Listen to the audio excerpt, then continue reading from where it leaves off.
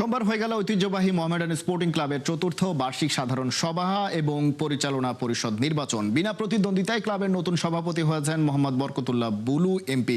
ক্লাবের 16টি পরিচালক পদে সবাই বিনা প্রতিদ্বন্দ্বিতায় নির্বাচিত হয়েছেন। প্রধান নির্বাচন কমিশনারের দায়িত্বে ছিলেন ক্লাবের স্থায়ী সদস্য ব্যারিস্টার রুহুল কুদ্দুস কাজল। এছাড়া ক্লাবের ফুটবল কমিটির চেয়ারম্যান হয়েছেন ক্লাবটির পরিচালক ও মেঘনা গ্রুপের কর্ণধার মোস্তফা কামাল। নির্বাচনের পরেই পরিচালনা পরিষদের প্রথম সভা হয়, যেখানে সভাপতিত্ব করেন নবনির্বাচিত সভাপতি মোহাম্মদ বরকতুল্লাহ বুলু এমপি।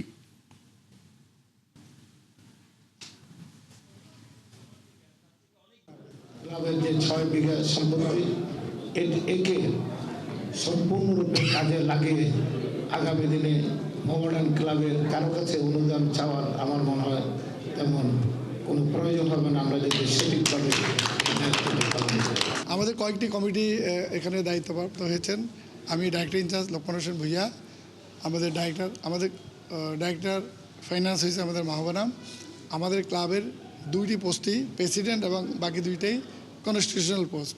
আর অন্য আমরা সাব কমিটি করি, যেমন ফুটবলে আমাদের মোস্তফা কামাল হয়েছেন, আমাদের মহিলাতে আমাদের নীলুপের মণি।